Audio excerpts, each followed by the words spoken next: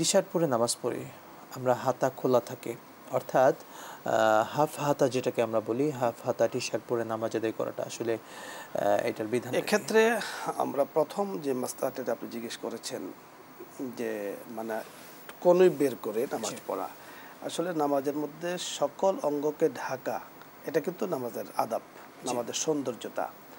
আমি রব্বে কারিমের সামনে দাঁড়িয়ে আছি, তো আমার জন্য সৌন্দর্য হলো যে আমার সকল কিছুকে ঢেকেই আমি নামাজ পড়ব।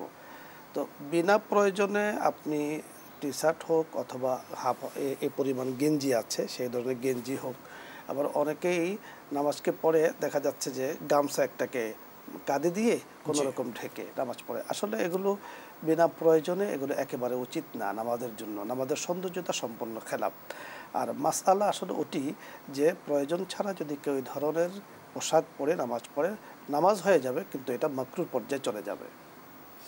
শুকরান জাযাকাল্লাহ, আমরা সুন্দর উত্তর পেয়েছি। শেখ, আরেকটি প্রশ্ন, আমরা আসরের সালাতের পরে কেউ যদি মসজিদে প্রবেশ করে আসর থেকে মাগরিবের সময়ের মধ্যে, তিনি কি তাহিয়াতুল উযু কিংবা দুখুলুল মসজিদ যে নফল নামাজটা আছে পড়তে পারবেন না, পড়বে না। আসর থেকে মাগরিব পর্যন্ত কোনো নফল নামাজ নেই। যেহেতু নফল নামাজ নেই সেহেতু কোনো নফল নামাজ পড়বে না। তাহিয়াতুল ওযু, দুখুলুল মসজিদ সবগুলো নামাজই নফল। সেক্ষেত্রে যদি ওনার জীবনের কোনো কাজা নামাজ থেকে থাকে তাহলে আসরের পরে কাজা নামাজ পড়ার সুরুত আছে, রাস্তা এটা একটা রুখসত দেওয়া আছে, যেহেতু নামাজটা ফরজ, যে কোনো সময় মালাকুল মউত চলে আসতে পারে, ওনার জিম্মায় রয়ে গিয়েছে। এছাড়া কোনো নফল নামাজ পড়ার কিন্তু শরীয়তে অনুমোদন নেই আসর থেকে মাগরিব পর্যন্ত, যখন উনি আসর নামাজ পড়ে ফেলেছেন তার জন্য।